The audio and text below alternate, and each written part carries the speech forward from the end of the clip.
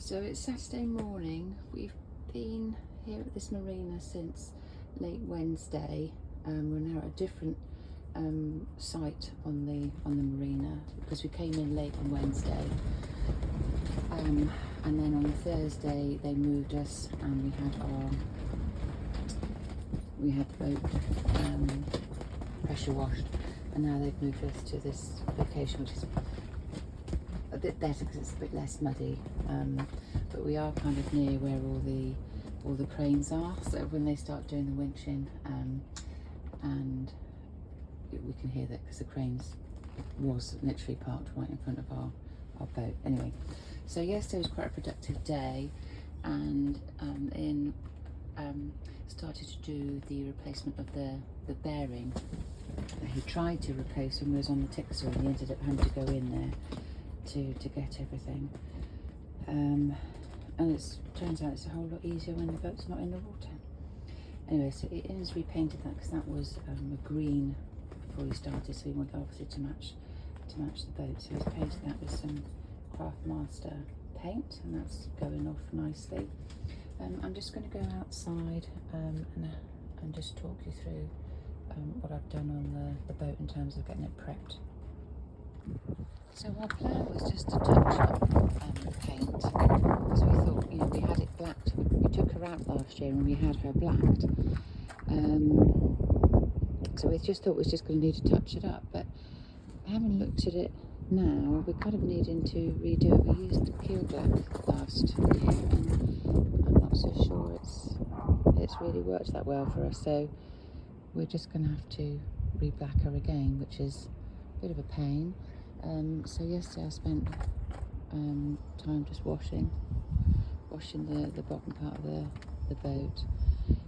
So today we will be able to get some of this bitumen paint on her. But I was just going to walk down. So the Camlothlin took quite a hit, you can see on the rubbing straights here. But that's to be expected, and those are kind of the bits that I'm expecting to have touched up. But a bit below the waterline, you see, it's kind of a bit manky, so we're gonna just reblack it again. So quite a bit of the paint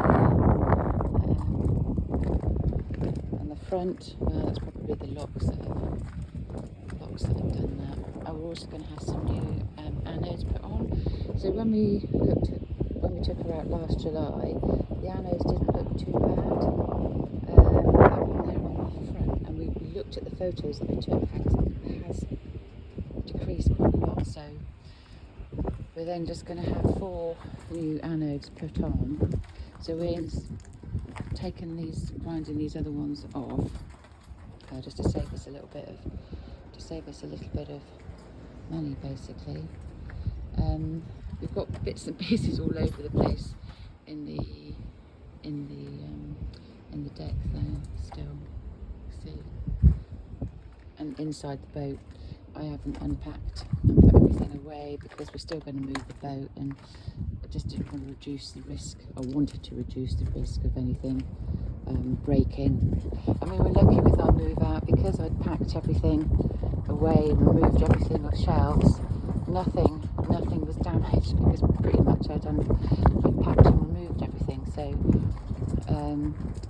it's not the lift out actually, it's the transporter, because of course you're on the road and it's going around corners and everything. But the boat is ready to rock and roll. Also the other thing is that Ian wanted to put a brass washer at the bottom of this rudder cup. So last year we had a new rudder cup put in, and at the time Ian said to the engineer, can we have something put at the bottom? And the young chap said, nobody does it, it's been like that for 200 years, it'll be fine. So we went with that, but it really bugged in. Anyway, so he went to speak to one of the other boaters who was refitting his boat out, and what's his rubbish is our treasure. So we've got a brass switch that he's made into a circular shape to fit in the bottom of that rudder cup, and our rudder is over here. It is just so much easier doing this on land as opposed to trying to do it in the water. And he had to grind it off. There's no way he could have got it off, so we had to grind the other one off. I can't even see where the broken bit is here actually. Nope, can't see where it is. But he had to grind it off. So yeah, that was never going to happen otherwise. So we ground that off. He's going to hopefully reassemble that today.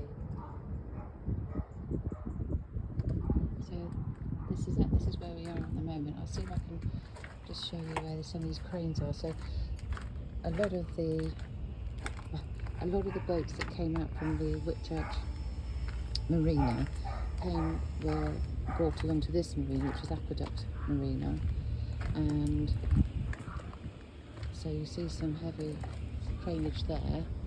Here is there, and then they've got this hydraulic trailer which they pull with the tractor to get the boats in. Can't see where that is. Anyway, and that was literally parked right in front of us. So yesterday morning, when one of the last boats that came out, there's a lot of noise obviously going on. Anyway, it's a working marina. It's all good.